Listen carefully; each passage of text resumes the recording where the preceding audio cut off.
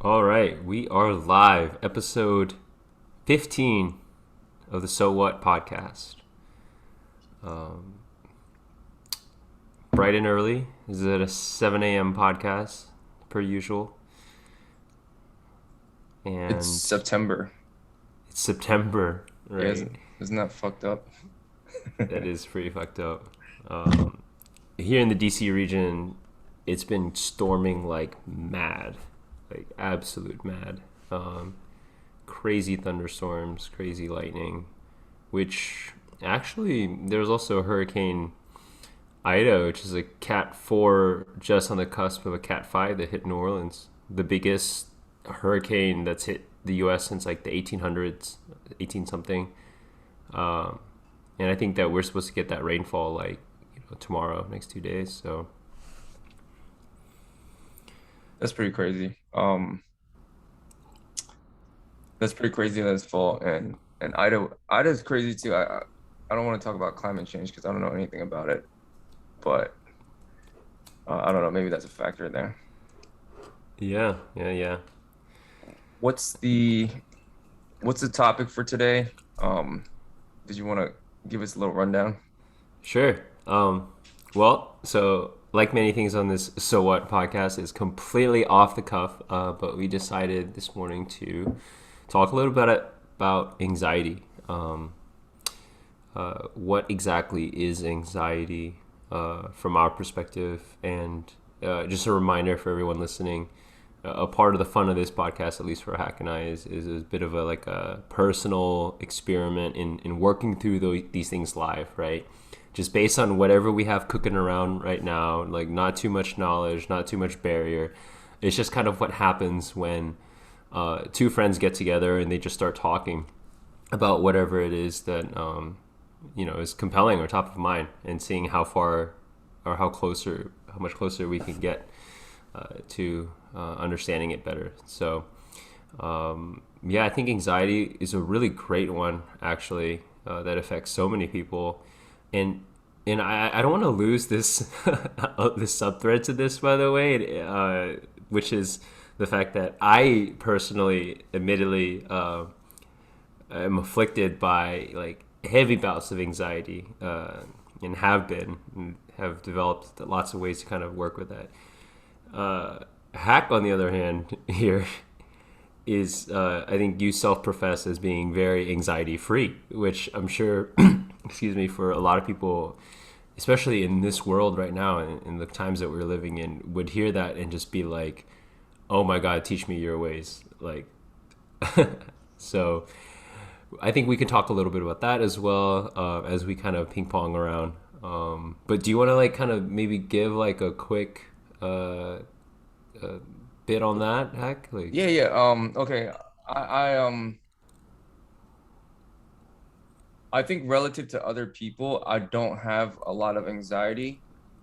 Um, I wouldn't go ahead and say I don't have any anxiety, but like I don't have any anxiety that just comes out of nowhere and I don't know where it's from. As we were talking about this topic for like the 5 minutes before we um started recording, I was saying that I didn't have and I stand by that statement. I mean, it doesn't really come up that often where I have anxiety. Um, but as you were just talking now, I was kind of like trying to think back to times in my life when I do have anxiety, or if there's any like part of my week or um part of my month or something like that where anxiety comes up regularly. And the only thing that I can think of where it comes in regularly, and this probably come maybe it doesn't happen without fail, but it probably happens at least 50% of the time, and definitely um depending on certain situations, it might happen all the time. Um, and I don't know if I would call it anxiety, but this has been happening for about 20 years, probably. Um, Maybe not 20 years, maybe like 15 years.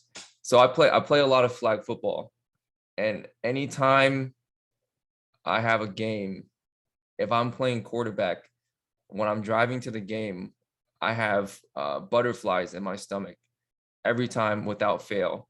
When I'm playing quarterback, sometimes I'm not playing quarterback, and then when I'm driving to the game, it's unless it's like a big game, like a playoff game or something like that. I usually don't have any. types of butterflies.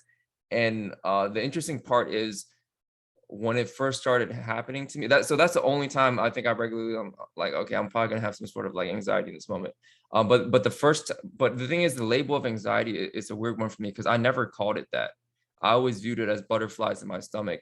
And since it started happening when I was like maybe 20 or something like that, I actually always viewed it as like a good thing. In the beginning, it was kind of like a weird feeling, but then over time, I would go to the games, I would play well, and over time, I just associated it with a good thing. I would show up, I would have butterflies driving in the game.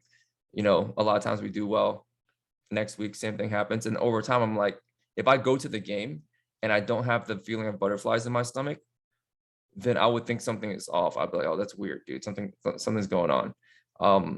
So that's the only time I have regular anxiety. I don't know if I mean, I'm sure there's other times, but that's the only time I can think of where it happens um like relatively without fail if I'm playing quarterback, which is like probably half the time I go. Can you think of a time when you have anxiety? Like let's say like in the next uh week or month or something like that. You're like, oh, I'm probably gonna get anxiety right before this event. Well, it's funny because I felt like that was such a great launching point because there's so many ways to go with it. Let me just rattle off a couple things that bounced around my head that were generative based on what you said. Like one, I think a very powerful concept is labeling, right? And there's that alone can make like a canyon of difference in how you perceive uh, your own like psychosomatic state, right? How you interpret it. A lot of times people say, especially for in your example, when you're about to go do something, that it's like anxiety and excitement are the same like physical sensations. Once you start to kind of sit with sensations a little bit more, they are very similar, and it's how we label it. And then the other thing I thought about, and just literally 1 second before we jumped in this podcast, I also peeked over at Wikipedia, and when we were doing our kind of like writing prompt, the word fear came up a lot as a part of anxiety. I think no surprise to anybody, but there's like also this distinction in like how you define fear versus anxiety. And I think that fear in its base definition is, I think, more justified and less chronic, whereas anxiety is marked more by being, less rational in a sense, more leaning a little bit more on your human nature to kind of storytell and imagine different realities, negative realities in this case. And then also sustained, right? Like I think a big marker, like for you, like it was a very functional thing. It's actually quite important that before certain events, like your body feels those butterflies, right? So I also fight. I'm a Thai boxer. I do a lot of public speaking, but anyway, through Thai boxing, we are also taught to really examine what butterflies mean, right? Butterflies are like, blood withdrawing from your limbs and centering into your core, right? It's like that fight or flight, your body being prepared for action. And I think that's kind of, you could say that that's what was happening with you for your games, right? It was very pragmatic, like very systematic, right? Like mechanical, like this is just a switch for the body. So anyway, I think back to your question, which is, and which is why I opened up with the chronic piece. You asked me like, can I think of a time where I feel anxious? Well, that's the thing. The anxiety is pervasive. It's kind of all the time, right? It's what keeps you awake at night almost. Like it's those last thoughts where you're just like, I'm trying to sleep, God damn it, or you're doing something else and you can't be present because there's this like low level radar, right? That's kind of like continuously pinging and scanning. And so I think that's actually another metaphor I've actually come up for anxiety, which is that it's like a hyper awareness, right? It's like a hyper awareness for danger. It's a radar that just continuously pings, and if like, you know, radars, for example, don't pick up birds, right? Too small. Like they pick up fighter jets, rockets, whatever, right? Maybe they might pick up like a small drone, but they don't pick up birds. But imagine if your radar system picked up a bird and like saw that there was like a flock of birds and it's like, oh my god, there's 30 these things coming, like, you know, batten down the hatches, like code 5. And it's a hyper fixation on that. And I'll close with this statement too. Like, I know we had one podcast where we talked a little bit about what compassion was. I think that what's funny about anxiety, in particular social anxiety, is that it comes from an intense need to connect, right? Social anxiety. But because you're in this state of hyper awareness and scanning and not present, it actually stops you from being able to connect. You are thinking too much about yourself. Like, I'm thinking too much about how Hack is, like how you see me based on what I'm doing, and you get into this loop instead of just being you, just empathizing, like active listening, right? Like, instead of in our conversation, I'm just Hack and I'm just empathizing with what he's saying to me in this moment, and like drawing that picture of him. I'm too freaked out about what you're thinking about me, and that is like a straight barrier to actual connection.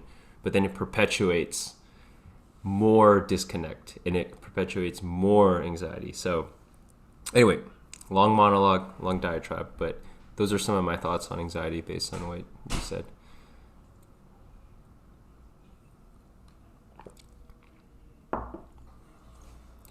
Okay, You know what's funny though? Real quick, one of yeah. my biggest sources of anxiety growing up was talking too much. Like, you know what I mean?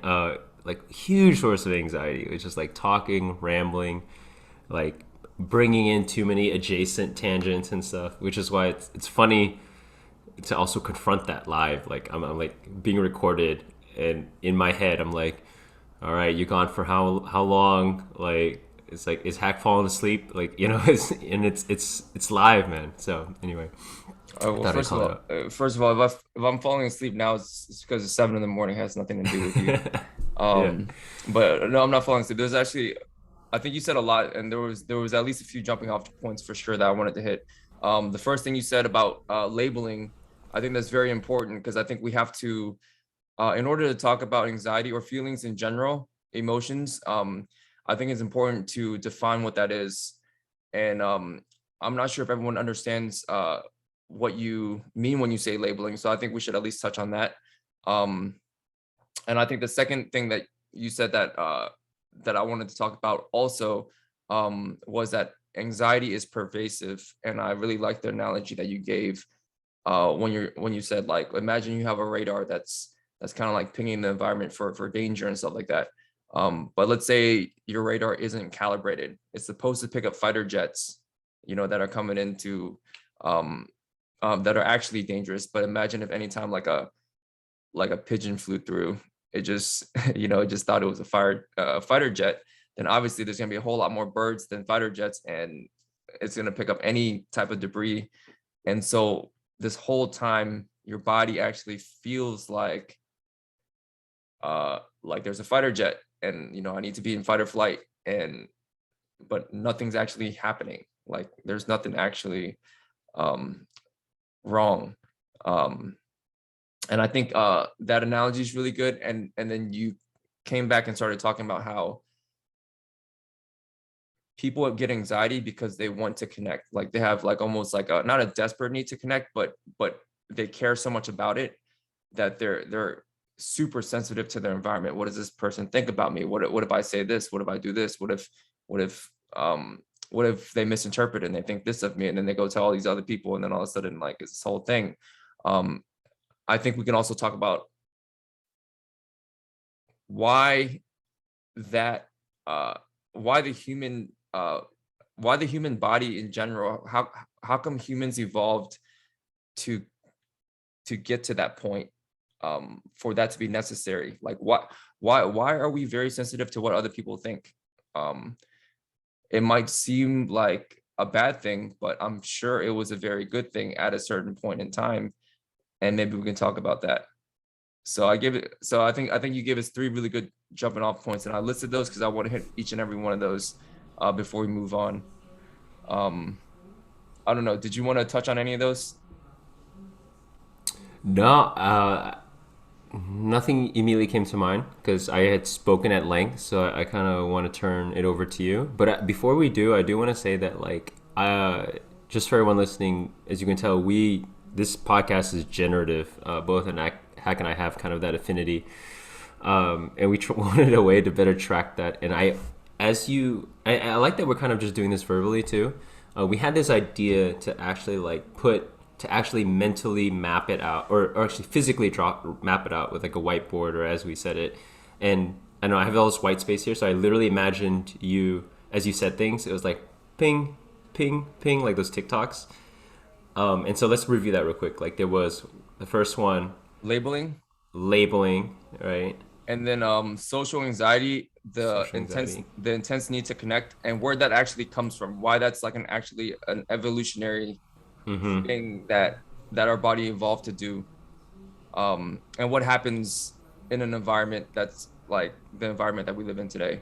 Love it. Yeah. Oh, yeah. That's what we always go back to. I think we always go from like the hypothesis of the source, and then also like the crazy world we live in today. So I like that one. And was there another one?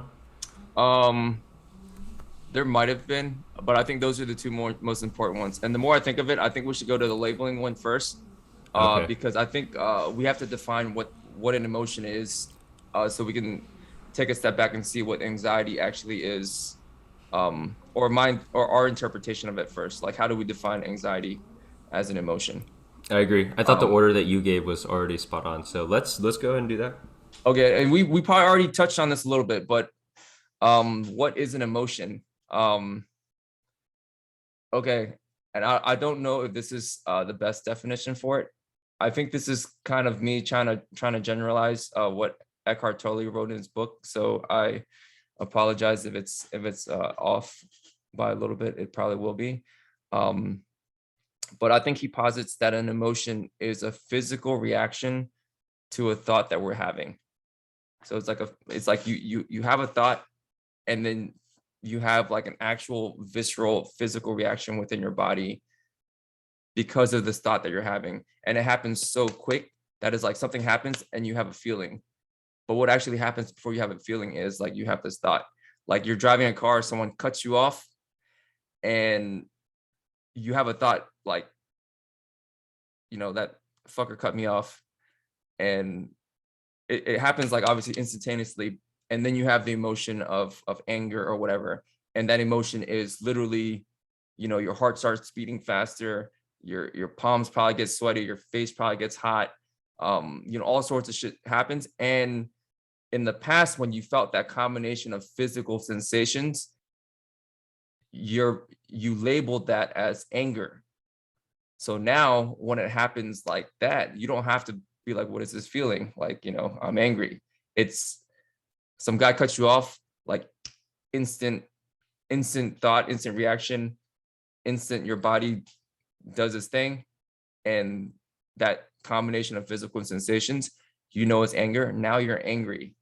And the label of angry that you put on that um, combination of physical sensations is anger. So yeah, so I guess that's what I'm gonna define as an emotion. I don't know if you wanted to. Um, did you have anything to add on that, or correct me if I'm wrong? No, I think that's I think that's very apt. All I wanted to add was that I think it's funny how so many of those physical sensations, to go back to the radar word, go completely under the radar for us. Uh, like I don't think people notice that their face gets hot or something, right? Like, I don't think people notice that their heart rate goes up. Like, we joke all the time about how, everyone has Apple Watches now, so you can kind of see what your heart rate is doing live in terms of biofeedback. And I think people don't even notice that. So I think just, again, what I think awareness, mindfulness, meditation practices teach you first and foremost is just to notice, that word notice. I think it's very powerful in terms of being able to label things properly as well. Uh, like it's almost like a prerequisite to the step of like labeling it as I am angry, or if you're doing your homework ahead, you say I feel angry, and then you can keep going up that staircase of awakening. But yeah, I feel anger. So yeah, absolutely.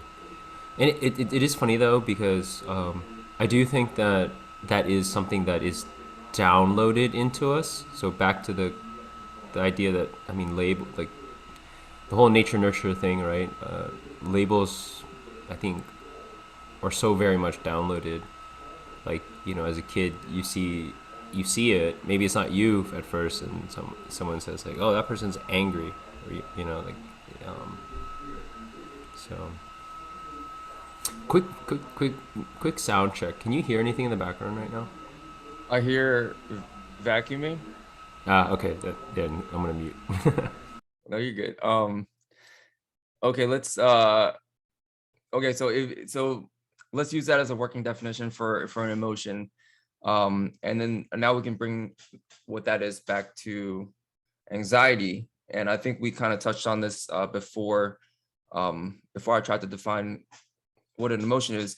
And I think we're kind of like talking about how, hey, anxiety and excitement actually have very similar physical sensations. If you're feeling anxiety and you're feeling excitement, and you're able to like still your mind to the point where you can actually like be aware of the labeling, so it's not a label, it's just a physical sensation, you have that level of bodily awareness. We're hypothesizing that the physical sensations will probably be very similar. The only difference is, in a situation where your mind labels it as anxiety, you have a physical sensation because you don't know what's going to happen next.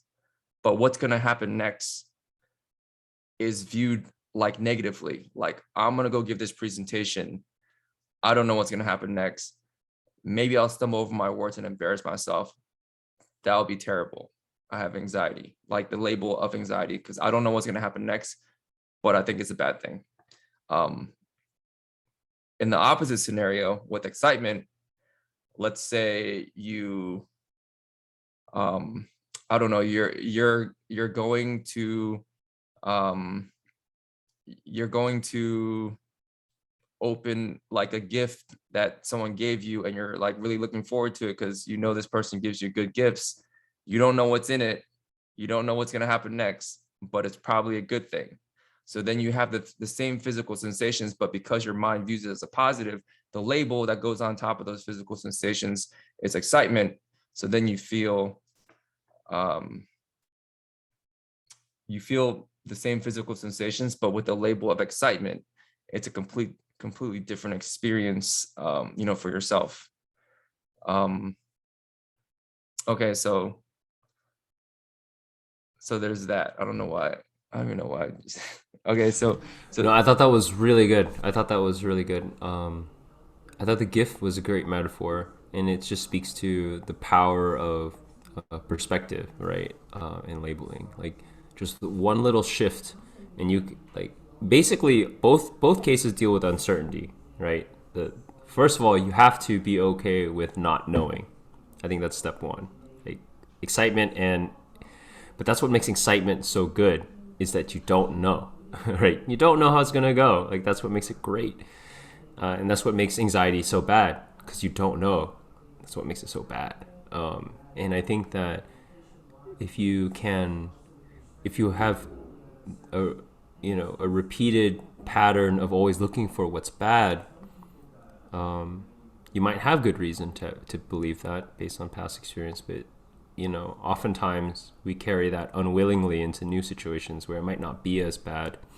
And so I think interrogating that, or even just like forcing yourself to looking, I do think that there's merit to even just kind of brainwashing you. I know sometimes people call it toxic positivity nowadays, but like brainwashing yourself to look for the good or just assume good in an act of like confirmation bias and self-fulfilling prophecy. Because sorry, I'm thinking about this background noise here. Because in actuality, there's usually always a thread of something good, even in something that's bad. And a story as told, as old as time for humans, right?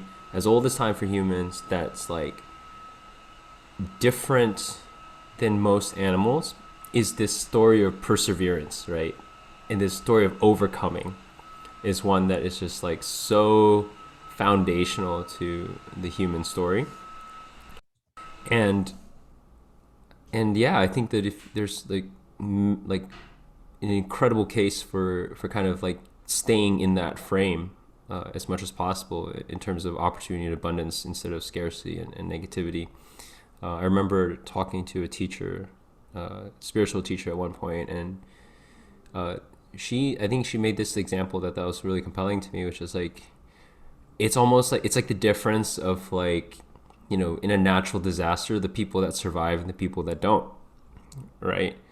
Like in a natural disaster, the mom with a kid who sees that like is like zeroed in on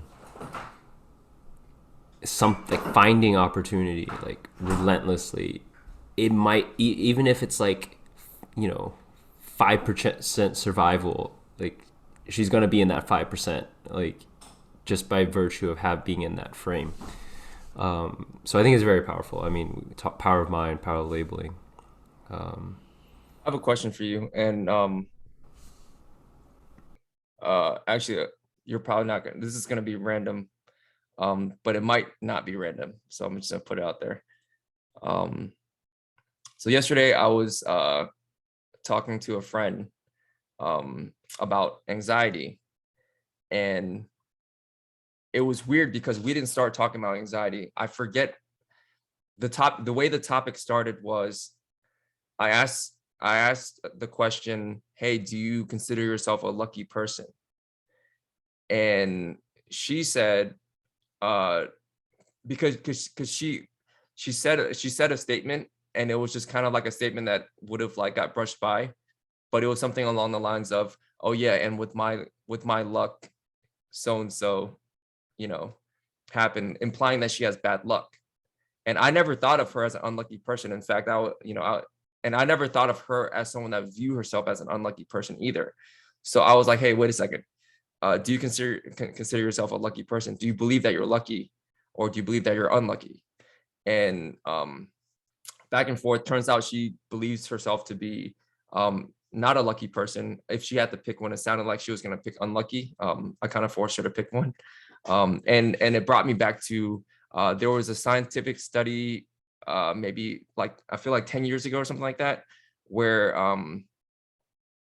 where and I actually don't know the scientific study super well, so I could try to generalize what I remember. But basically, the guy that ran the study found out that people that believe they're lucky tend to um, be luckier, and people that believe that they're unlucky tend to be unluckier, and it becomes a self-fulfilling prophecy. And his hypothesis in those cases are, and I think there were certain ways that he tested it, where he would like have for instance, like all of the people that showed up to the experiment reading a newspaper, and it'll be like something like, hey, count how many dots are on this page, and then go on to the next page. And somewhere on the page he would write, there's actually 43 dots on this page. Just go on to the next page. On the next page, there'll be a bunch of shit. And then in some corner, it'll write, hey, if you tell the experimenter that you see this message, then we'll give you $200, and just stuff like that, right? And he noticed that people that considered themselves lucky were much more likely to see like those little messages like that he hid on the pages, and end up like, hey, yo, do I get the $200 prize or whatever? And then they actually end up getting it. And then the people that that consider themselves unlucky would be much more likely to just pass over those opportunities. And uh, in like, I think there's something to be said about anxiety, and it brought me to that because you were saying, hey, like you were giving the example about how um, uh, anxiety might cause you to think something bad's gonna happen, so you're just like always kind of like on the lookout for bad things. And then, obviously, if you don't have anxiety, if you have, like, let's say, excitement, then you're like, oh, like something good's gonna happen. And so like you keep an eye out for that. It's like the abundance mentality that you were just talking about. So yeah, I'm not sure if you ever heard about that study or if you have any insight on that, but that's what your previous statement reminded me of. That's great. Yeah. Quick noise check again. Can you hear anything in the background? No, you're good. Okay, awesome.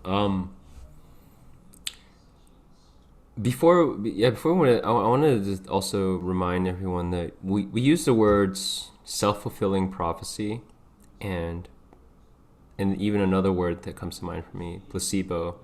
Those are two words that are kind of like in the common vernacular, like we talk about all the time, but they are statistically like significant concepts. Like self-fulfilling prophecy has been studied. It is, it's the actual name for the theory, and it's incredibly powerful.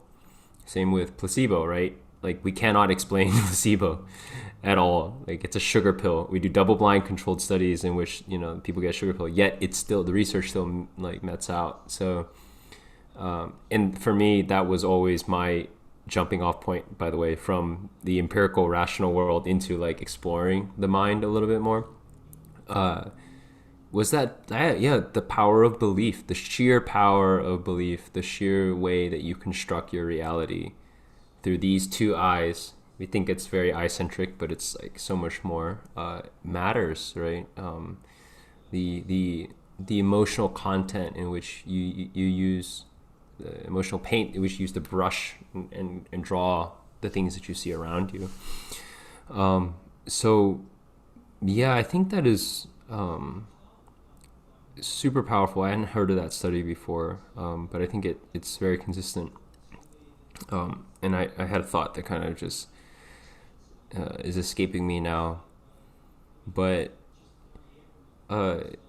looking for the good, looking for the positive,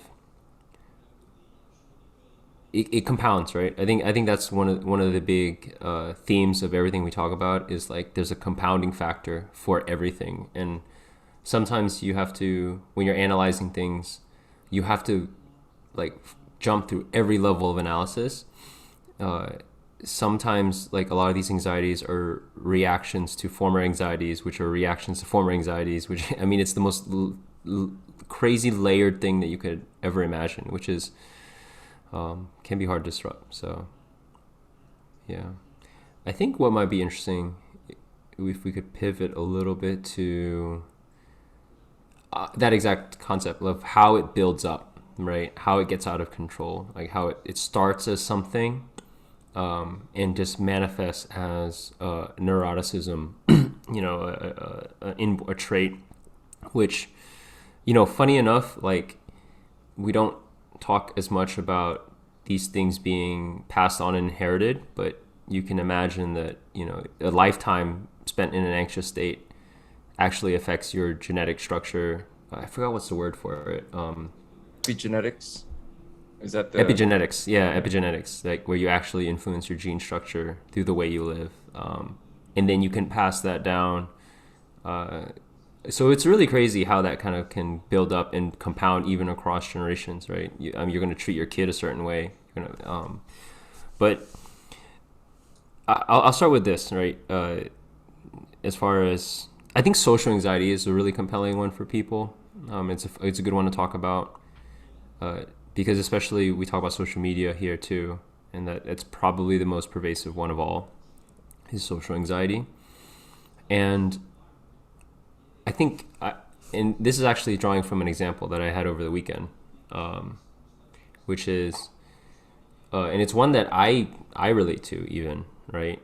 So just in case my friend who's watching this feels like maybe put on the spot, like I am also, maybe I'm just talking about myself here, where I imagine a social situation, right, where that the individual that we're talking about here, let's say his name is, let's say it's Mary, right? Mary does something that is not socially accepted by the group,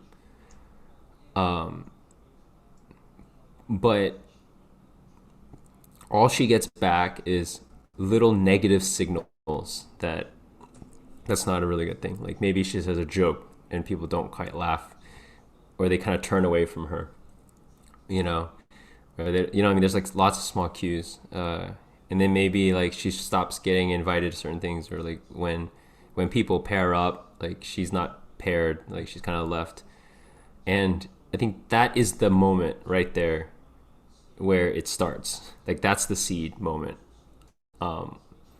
Whether that individual can parse through and um, and respond and change and develop a new working rule set, right? As a result of that, and that's it right there. Like, can they get through that moment?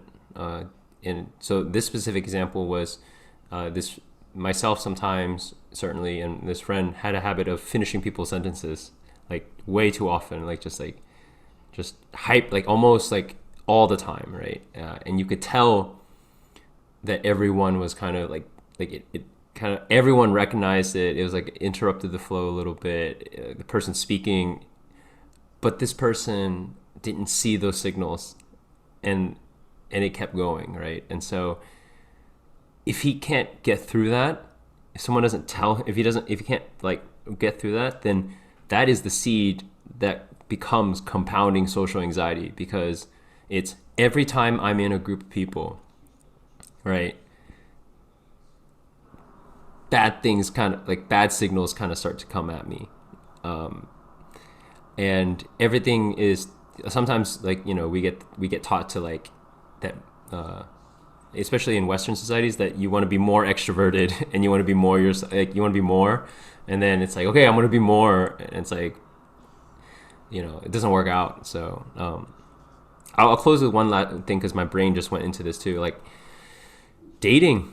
The you know, all those like seduction things now is so based on that, right? You're teaching people how to like navigate that unspoken world, and there's a lot of thinking that comes into that too. So anyway, that's I'll stop there. Social anxiety. I'll I want to go deeper into that because I think earlier when we were talking um about why that's something that humans evolved to do in the first place. Like, why is it that like why do I feel a certain way, um and I become hypersensitive to what, you know, John is saying about me to Mary, and you know, and what why does it um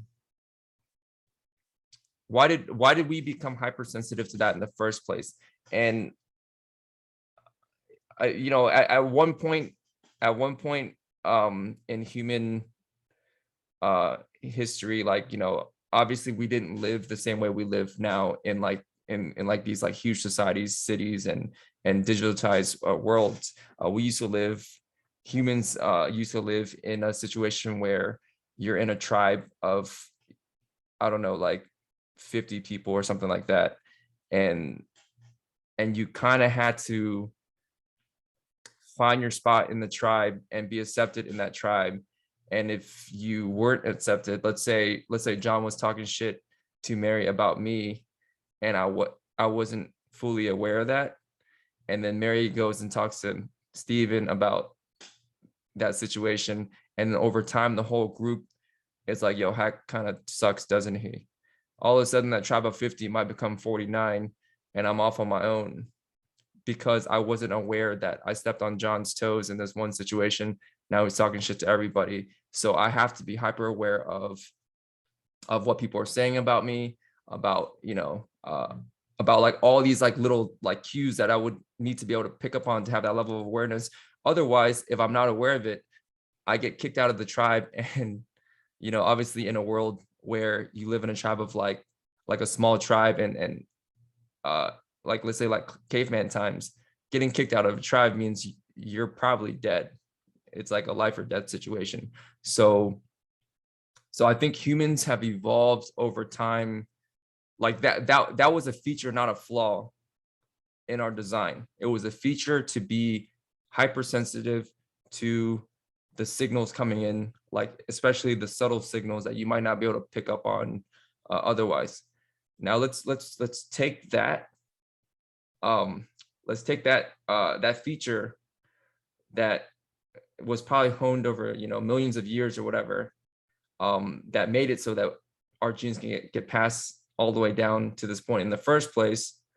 And let's put that on, in 2020 and see what that looks like, in a situation where you're not just getting signals from the 50 people around you, you're getting signals from obviously the 50 people around you, your close friends, your relatives, your acquaintance, all that stuff, people at work. But you're also getting signals from your social media. You're getting signals from, Facebook likes, Instagram likes, who's text messaging me, who's not texting me. When I text somebody, how long does it take them to respond? If it's an hour instead of 30 minutes, or if it's 3 hours, or if it's a whole day, is that a subtle signal that I should pay attention to? So you're getting like so many more signals. And obviously as the brain is a pattern recognizing machine, it's going to see patterns where it's not, because it was designed to do so. Otherwise your genes probably wouldn't have gotten passed down. So imagine like the human mind that has been evolved to become hyper aware of these subtle signals, because it was a survival mechanism to make sure that we stay part of the tribe so that we can survive. Now you feed it, and it's not just like a magnitude of like, it's like a magnitude of like 1 to 10 to 100 x to 1,000 x. It's not, it didn't double, and it didn't triple. It's you're adding zeros to the end of every time it goes up, because even myself and probably yourself, we can still remember back to a time when I was in high school or you were in middle school, before Facebook, before people had cell phones, before any of that stuff. And we still had the normal anxieties and stuff like that of a high schooler or a middle schooler, the girl you liked and, and don't know how to talk, stuff like that, like the normal stuff. Like that's like the normal anxiety that, from just like the people that are in your environment. Like, we still remember that time, and that was still, that still caused like normal anxiety. But nowadays, people in middle school, it not only do they have that, they have, the social media, cell phones 24/7, everything layered on top of that, just making there be more signals on top of signals on top of signals. And how is your mind supposed to parse through all of that stuff and not have anxiety? I don't know the answer to that. I don't know the answer to that either. Damn, I was hoping that you did. Yeah. I mean, there's some working answers that we're trying, but so this is the point in the podcast where there should be a full screen takeover that says, "Hey, we're talking about evolutionary psychology right now," which is like huge disclaimer, because it's so compelling, and I challenge myself not to lean too much on it, but it's so compelling. And if you haven't read the book *Sapiens*, really great book. For a lot of the concepts that we talk about here, especially in terms of tracing like human evolutionary history. But I say this all to say that like I want to be careful when we speak about these things, because a lot of times, I mean, evolutionary psychology has been more or less disproven, I think. Yet it is still a useful analytical tool, like a lens, which I think people confuse a lot of times, by the way. They confuse what is a useful analytical lens with like what we think is the truth. And so, yeah, I just want to put that disclaimer out there. Just not trying to get canceled here when we talk about, the Like dog eat dog world of chimp, like, chimp lives and stuff, or early proto human lives, and how we're really not that far different now. But I think what you're kind of circling around a little bit is that there's this innate human need to protect our status, right? To compare, like, status, what is it, right? Status, reputation, is ego again, right? Is this like image, perceived image of self, and the need to keep that safe and integrated and away from, like, if heck, you go around spreading rumors about me, like, that is an attack on my image, right? Is that not? It's not even an attack on my, like, inner image, right? Like, I could even say, like, oh yeah, hack and spread whatever rumors he wants. Like, I know I'm not that way, but it's an attack on this, like, on the community image of me, and then that might be where I say, oh f no, like, I gotta hit back, like, that is unacceptable, and so I think image is I think a big construct here, and the fact that images used to be just in our minds, but now with social media, like, there is a actual avatar of me online, like, that is me, like, that for majority of people who know me, most people know me more through that than they actually know the real me. That is Steven. Like, he's actually this digital, like, composite, arrangement of signals, and it creates, yeah, like a concrete thing for us to judge ourselves against each other. And it's crazy because even if you think about, like, influencers, right, that term for our mega social media folks, even within that crust of influencers, there's, like, magnitudes within there between, like, the bottom percentile of influencers and the very top. So it's so, like, when you said the 100, 1000, whatever it is, you're not, I got this spot on. I think accepting just how ridiculous things are, I think is a part of combating that anxiety in the modern world too. Just realizing how fake it all is, and that that if you actually trace these anxieties to their logical end conclusion, right? And you might need help to do it. And that's, I think, what therapy is really great for. Talk therapy is the worst case situation that you can actually think of is actually not as bad as you think, right? Like, in your mind, it can feel so bad. Like, this would be the worst thing ever if I didn't get this job, or I didn't get this, or, or I got, laughed off the stage. Like, but life goes on. Once you realize that, like, no one cares. Like, life just continues. And I often sometimes do this to myself to kind of challenge my negative thoughts. It's like, all right, the worst that can happen is I lose my job. Like, it helps to imagine that, right? Like, my boss pulls me and says, hey, can we talk? You're fired, right? Okay, I lost my job. That sucks. Is it the worst thing that could happen? Like, is that like, can I not come back from that? It's gonna suck, right? Okay, I lose my job. Next thing is, like, I can't pay my bills, right? And then, but, is that actually gonna happen? Do I have ways of, like, asking for help, or, using credit? And then forget, maybe that doesn't happen. Next thing is that I get evicted and I'm homeless. Well, is that actually gonna happen? Like, I could sleep on Hack's floor or something, right? Like, or I could find a way, like, I mean, I have people that, yeah, so, like, the worst thing could happen, I'm homeless. But let's say that no one will take me in at all, right? And I'm actually homeless, right? Like, and so, like, and I think you get the point at this point. Like, if you actually, like, continue to say, what is the worst that can happen? The worst that can happen, the worst that can happen, and just keep challenging it, you realize, one, that it's not that bad, and that, two, you're more resourceful and adaptable than you might think, right? Like at a given stage.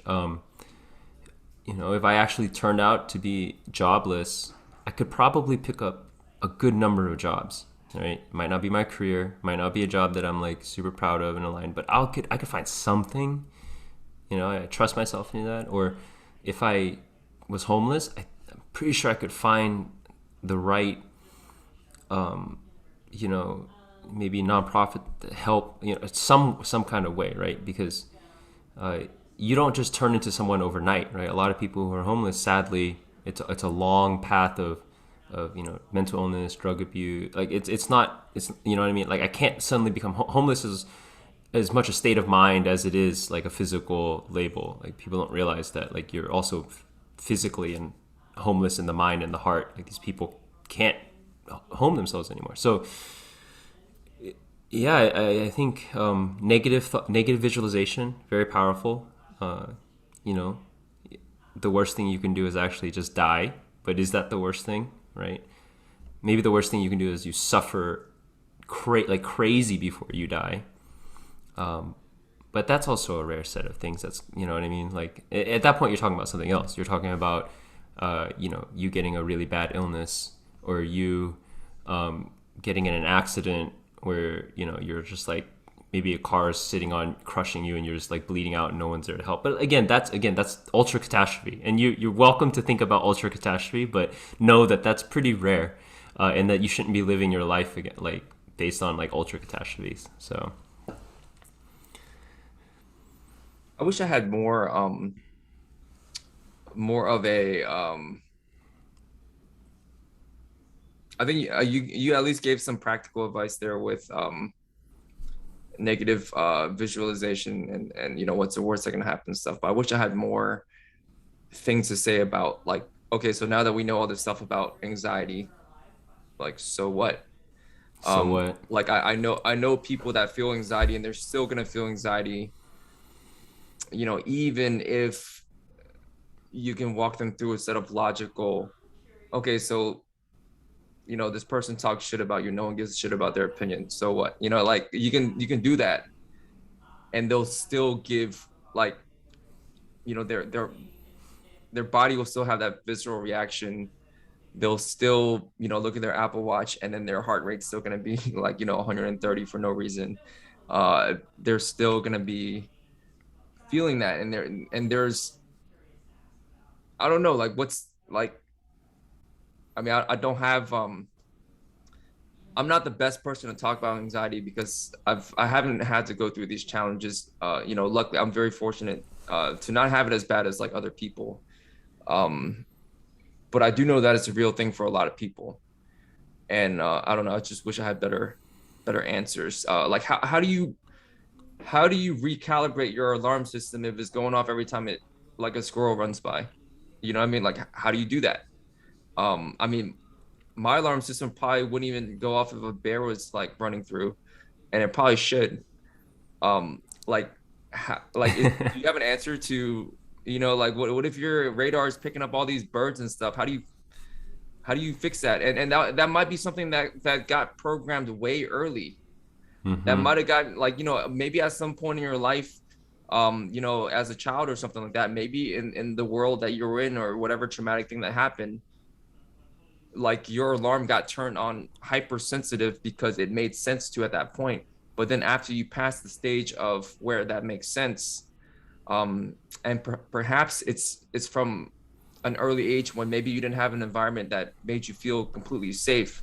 So everywhere your alarm had to be on. Everywhere you go, there's no, you didn't have like a room that you can call your room that you felt safe in, or your home wasn't a safe place to be, or wherever you had to spend a lot of your time, it wasn't the best place. But coming out of the other end of that, now that we're adults, what do we do? Like, how do you recalibrate? Uh, I don't have answers. I just have questions. I have a lot of answers for that. Again, because it's first person, like from my direct experience. It's not an easy answer. It might not be a satisfying answer either. But it's literally attacking everything on every dimension. right? Like uh, there. So there's.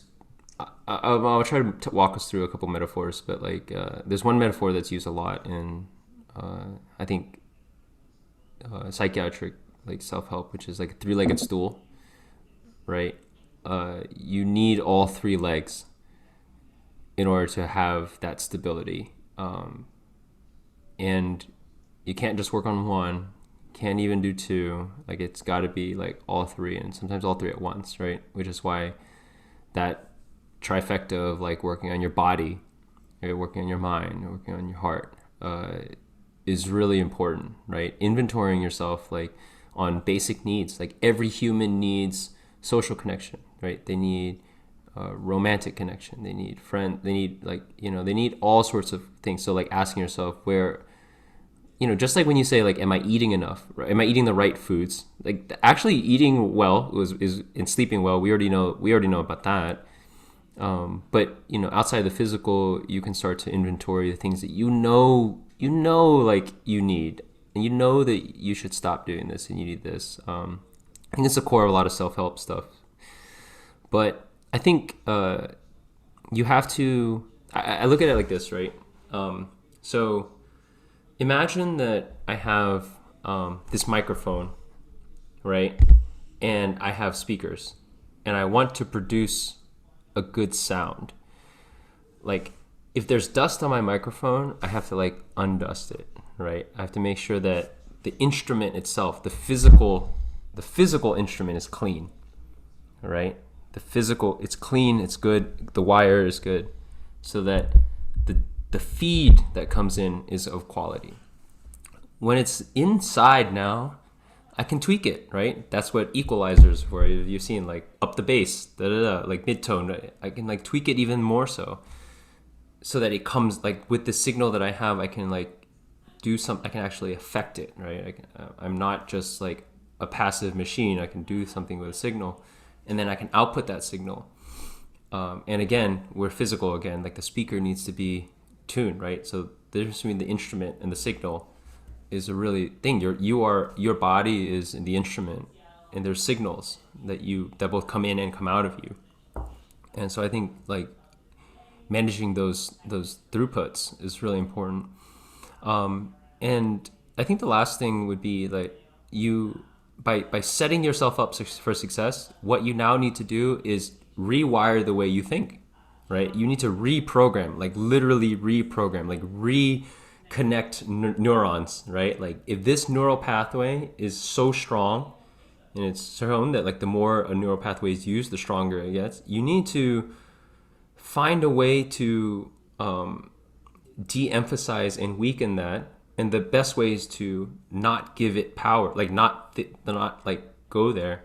And you need to carve out a new path, right? The positivity that we talked about.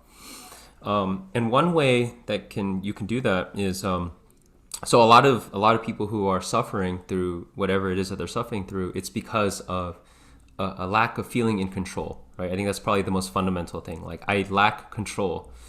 And sometimes when people lack control, they lash out and they try to grip harder, do more, right? To exert more control. A lot of things that you see people do is because they want to be more in control. But oftentimes they don't realize that the entire premise that they're on is flawed, right? It's a losing game to try to like bet more into a game that's like stacked against you. Like getting angry makes you feel more in control, doesn't actually do anything unless like you're angry for the right reasons. Like this is just a stupid thing. Why are you being angry? Like anger makes you feel better. It makes you feel like more control. But the next thing is exposure therapy, right? I always use the example of like phobias or people who are afraid of bugs, right? Now, you take someone who's deathly afraid of bugs, right? Deathly. Like, and I know so many people like this. I'm not afraid of bugs. So I'm usually the person who's like, oh, let me get rid of that bug for you. Like, I just grab it, right? And so, like, people are deathly afraid of bugs. Now, how do you get them to here, right? Where I'm at now. You don't show them anything close to a bug. Not even a picture of, not even anything that looks like a bug, right? You just sit and you talk about bugs. Like, isn't it crazy Bugs. Oh, yeah, is that type of bug? Isn't that, you just talk about bugs. Oh, isn't it crazy? Bugs are everywhere, and they're dominant. Like they're eating all the food and all that stuff. And then uh, you bring like a stuffed animal of a bug, right? Like a cute stuff. Like look at this cute butterfly. Look at this bug. This is a butterfly. You want to talk about butterflies? Like when was the last time you saw a butterfly? And it's just incremental exposure, right? And then you might show a picture of a bug, like an actual butterfly. You might watch a documentary about butterflies, right? You might actually go to a zoo and behind the enclosure look at the butterfly exhibit, right? You might actually go to a petting zoo or a thing, an educational event where you actually get to like maybe put a butterfly in your hand. And so if you can do that with all the areas of your and that makes you feel more in control, right? Like now I'm in control. I see with my own eyes that that this doesn't turn out to be a bad thing. Like over and over and over, you get proven to you prove to yourself. I'm not trying to like convince you that butterflies are harmless. Like you're seeing it. You're getting actual live evidence that butterflies not gonna hurt you. You can actually put a butterfly in your finger. Yeah, its gross little alien legs are like on you, and its eyes are freaky, and maybe it'll flutter, but it's not fluttering to like attack your face. It's just like doing butterfly things, and it's flying away. And even if it hits your face, you are enormous, gigantic being. Like its wings, like hitting you, are not going to do anything. And butterflies aren't venomous. So what are you? You think it's going to like grab onto your eyeball and like not let go? Like it's no. It's just an like I bump into people all the time. I'm not trying to like hurt them. Like butterfly bumps into you, not trying to do anything to you either. And so I think walking people through that step by step, and butterfly's easy. It's an actual thing, right? But if you can do that with physical, social situations, and it's so hard because like anger, right? Anger management. I can't like simulate a situation to make you angry. It's going to happen, and you better be ready, right? Like I can simulate a butterfly, a state, like a very controlled area where you get like 7 feet from a butterfly, but I can't stage like something just pissing you off in your day, at your most vulnerable moments. Like you have to practice in a lab setting in small ways. You have to visualize and you have to reconcile. And then when it happens live, someone cuts you off or something, that is your moment where you have to seize it. I think that's what people have to realize. Like that when you realize how rare it is to get that practice of being patient, of being whatever, you wouldn't give it up for free, right? Like I have an opportunity to practice patience or compassion or equanimity that I can't get in any other way, right? I can't simulate it. I can't drill it. I can only do it by living, by throwing myself back in there. You wouldn't give it up. Like, why would you just like go by that one moment without like practicing? Because that was a moment for you to grow. That was the only path for you to get through out of this. And like, if you can think about like the last 5 times you could have been more patient, right? And the next 5 that are coming up, like, how are you going to make the most of the next 5? Because again, they're going to come up randomly. So anyway, short little spiel on that. Yeah, that could be a whole pod on itself. Because I think there's a lot there. But maybe we should talk about that in a future pod, because I think we're coming up on time, and I'm not very confident with anything I have to say about this topic. I do like the three-legged stool analogy. What was the third thing? Was that body, mind, and heart? Yeah, that's not what people ascribe to the three-legged stool, by the way. Just so that I just said it because I always break things up into body, Yeah, mind, and heart. I view it as a I guess it's not a stool, but I view it as a top down approach and a bottom up approach. Yeah, Top down as in like I mean you like being able to talk through like your beliefs and things like that, like what's programmed, like what's going on up here in your mind. That's really good, but that's probably not that effective if your body is like, if your alarm is going off all the time for no reason. So you have to have that level of bodily awareness from the bottom up, to be able to like I'm assuming therapy will be so much better if you also had some sort of practice like a yoga or something that puts you in your body. I know you do Muay Thai, maybe that gives you more bodily awareness, and things like that. So I think it's a top down and a bottom up approach, and I don't know. I think that's probably a good place to start on a very general level. Like you got to have one of each. You can't just go from one side and expect the other side to just. I mean, it's correlated, but it's probably more effective with going top down and bottom up. Yeah, 100%. I love that you brought that up. All of the hardest problems in the world are top down and bottom up simultaneously. And one that we can save for another podcast too, which I think we're really just kind of talking circles around this. We often do actually on this podcast, which is really just the self-referential nature or the referential nature of the self, right? I think there's so much more to say about that. Like, as people, and I don't know if this will make sense to people listening right now, but again, we talked about it so much, is that we are both the sculpture and the sculptor, right? Which makes these questions really interesting and difficult to talk about because, like, it's the so who's fixing who, right? Back to the Alan Watts question. It's like, okay, you want to be better. Who's you and who being better at what? Like, wait, you're expecting the flawed person to fix? Like, if you knew better, then you would just be better. Like, you're asking the person who doesn't know to fix the situation. You know what I mean? So I think there's a lot more there. That would be good to mull over a little bit, how to best explain that. Just how much agency you actually have in, I don't know, in fixing yourself. I can't even say that statement without laughing, just because fixing yourself is such a funny topic. What does that even mean? I'm gonna be thinking about that one for a little while. Yeah. But yeah, let's wrap up here. We're probably both gonna be late for whatever we need to do next. All right. But yeah, I guess until the next week. I don't know what we're gonna talk about next week. We probably don't need to know that yet until 5 minutes before the next episode.